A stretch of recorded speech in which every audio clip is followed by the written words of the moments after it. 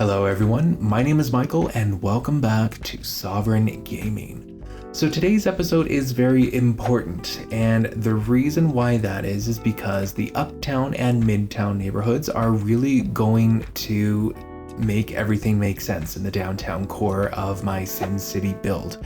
And what I mean by that is that it is essentially a buffer zone between everything that's going on here. So we've got the downtown portion to the north, which has the government campus to the north of that, and then on the western side of the downtown core we have got the stadium and also the Far East neighborhood that I was working on before. And by the way, it's not too late to drop a suggestion for the Far East neighborhood's name, so feel free to leave a comment for that.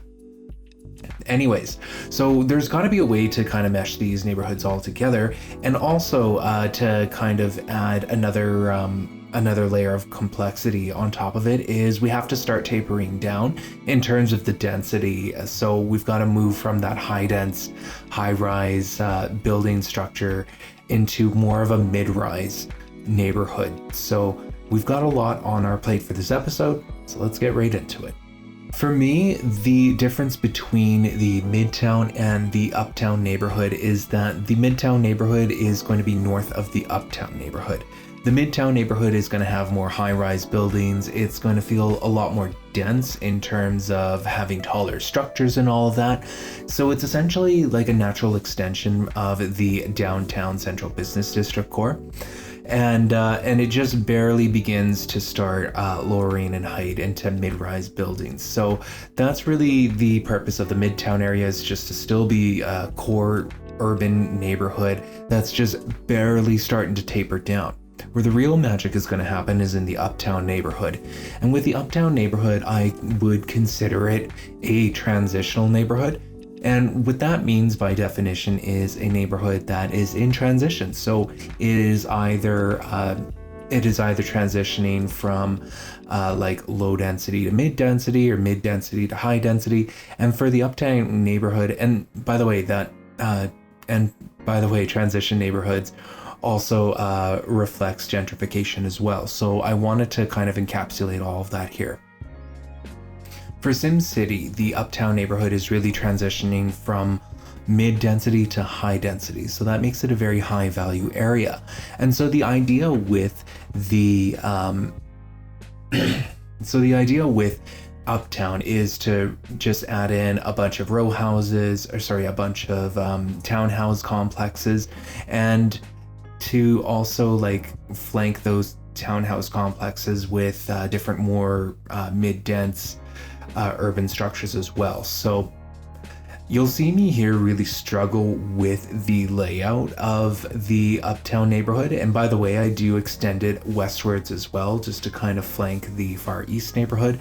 And really the reason why I was really struggling with the layout of the Uptown neighborhood is that I just really didn't know what I wanted to place where.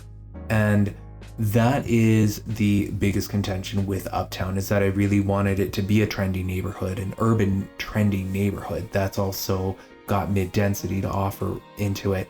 And so it really serves as a true mixed income neighborhood, in that you can find both expensive housing and also cheaper housing depending on where you're looking at. So I really wanted that reflected in this build. And so what I decided to do is I decided to go with the layout that I ended up with, just because it gave me a mix of lots.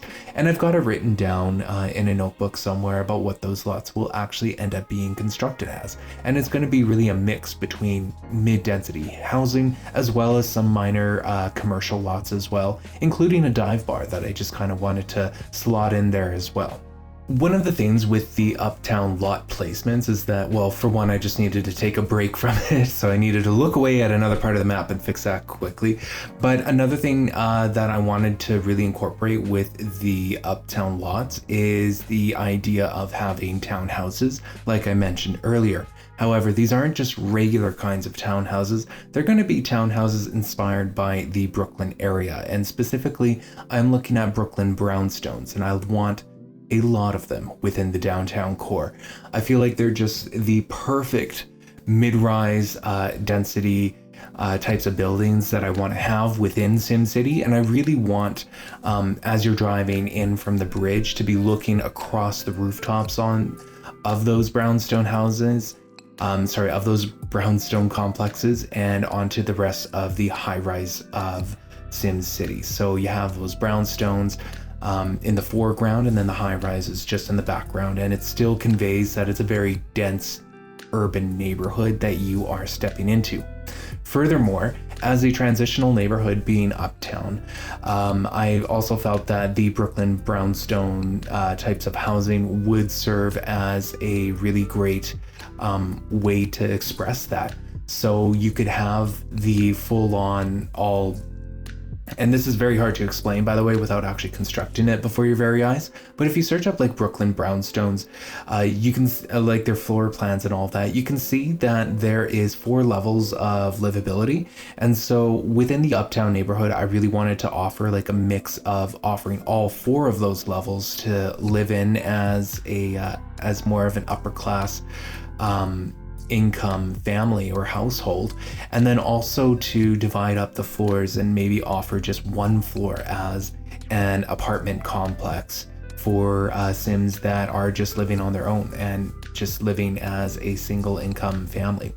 So not only do I end up having to work a little bit on this off camera to get the look right, because I used to build Brooklyn brownstones back in the day, like back way before my YouTube days, and just as fun. And I used to always build them with a foundation that was set higher than normal. And the problem with that is just that there was a really key feature of the Brooklyn brownstones that I was ignoring, and that was the garden level. And that's just a whole level of livability, because typically what you do is you walk up a stoop and you are suddenly in the parlor, or as they call it, the parlor. Yeah, they call it the parlor. And then you have the kitchen towards the back. By the way, I was using a floor plan as a reference for this. So yeah, in the past, I would always ignore that garden level, which usually would lead out into some sort of a backyard. And I really wanted to express that as the mid-rise housing. And not only that, but it's also mid-rise housing that I can also copy and paste. Like, I don't have to reinvent the wheel when it comes to actually constructing it.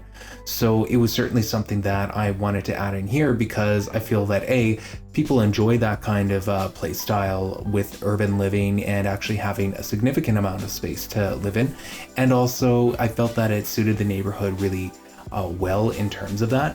I haven't really gone with any kind of an architectural theme within the city, and seeing as how I'm just using Sims 3 assets for most of the biggest architectural influences, which are those high-rise buildings, I figured that this would be appropriate to just kind of slot in here. Like, suddenly you've got some Brooklyn brownstones in, whether that's like Miami, you know, it kind of mixes the best of both worlds in that case. And yeah, I'm really confident with it. And I had to do testing off camera, like I mentioned before, to get that garden level in there and to get a proper backyard.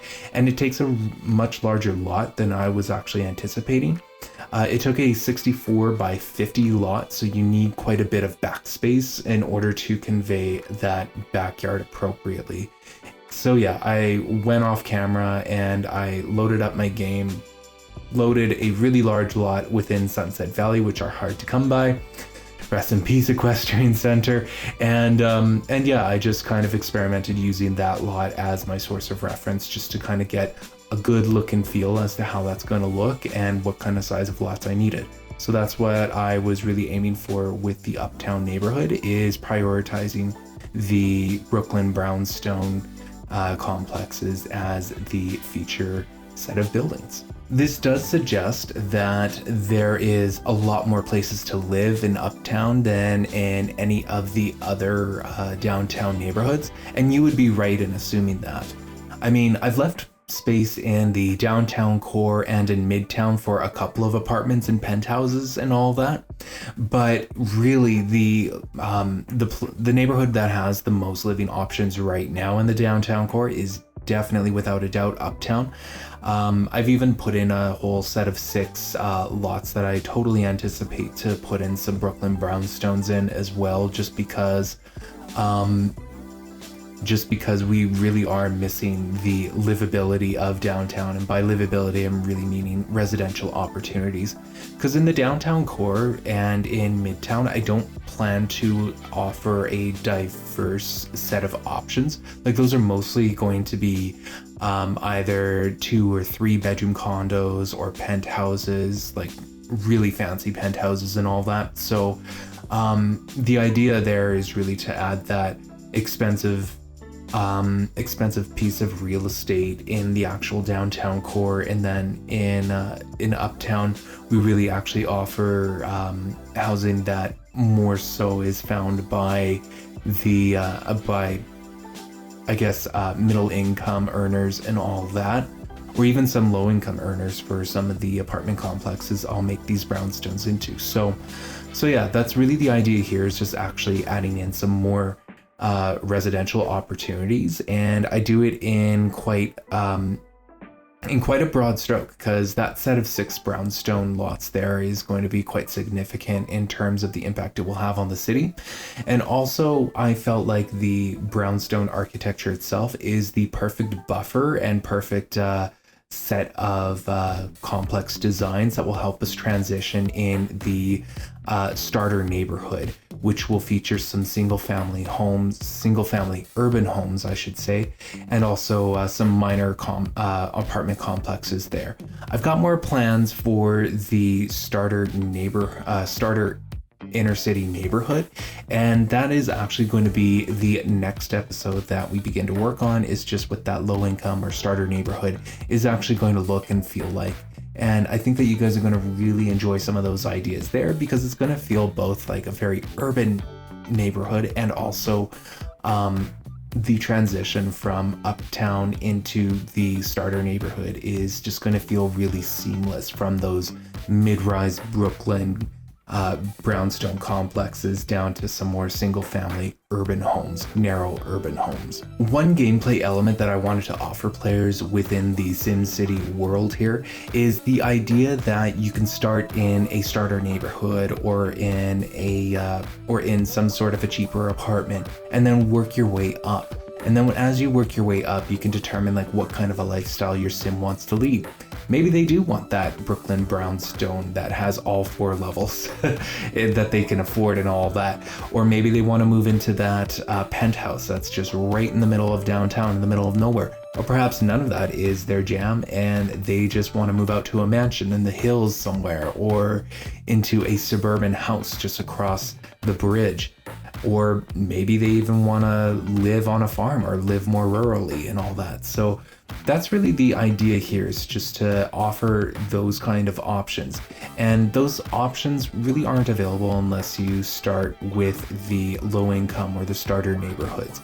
And I know we're not working on that today, but we've kind of been working backwards, in that we've been building a lot of luxury and a lot of high-priced real estate, and now we are definitely at that middle income level of playing right now, and yeah, so that middle class housing option within an urban setting is certainly something we are developing, and it's just that next run on the ladder that I feel is necessary for players to enjoy, and to see how they it all works out within that.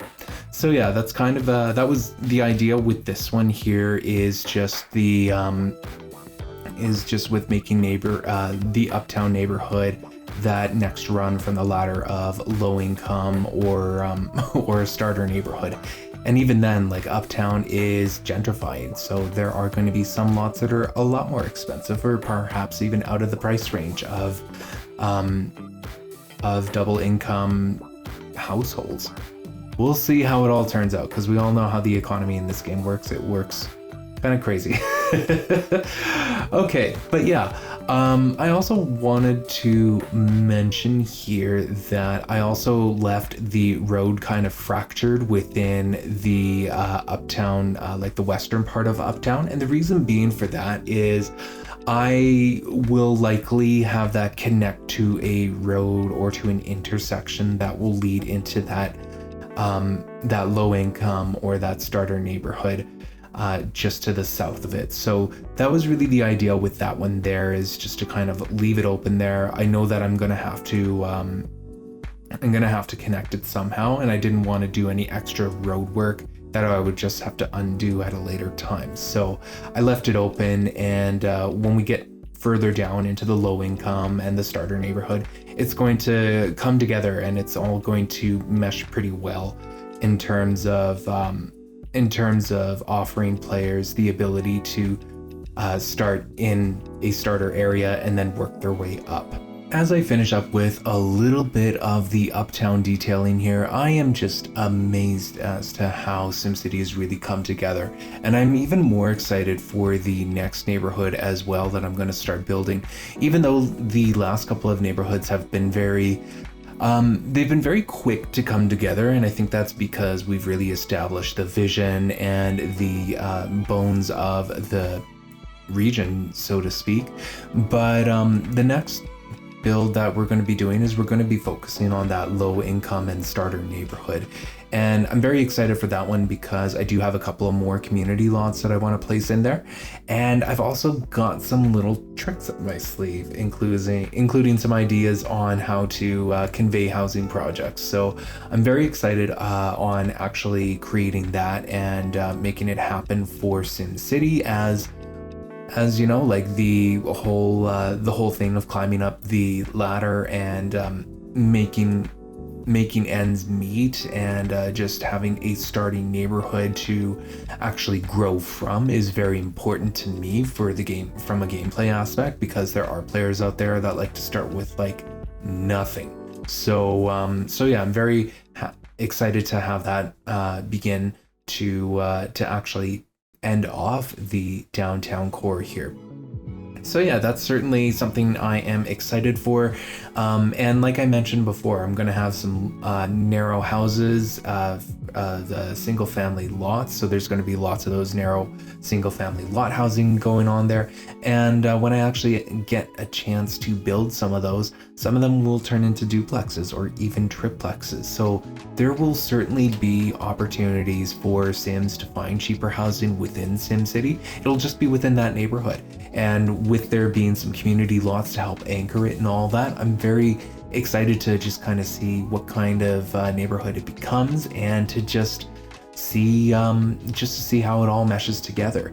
So yeah, that is certainly what's next on our list of things to do. And after that, after we build that starting neighborhood, we'll finally be ready to start moving on from the downtown core. And I am more than excited for that, because the downtown core, as much as I absolutely love the way it's turned out, it certainly has a certain pattern to it that feels a little repetitive. So yeah, I'm not trying to say that I'm bored of it, but it is certainly getting a little more repetitive. And I really wanted to do the series in this way, in that we just work on an area, finish it, and then move on to something else. Just because I feel like if I had moved on to another neighborhood, such as working on the suburb, it could actually impact the downtown core negatively.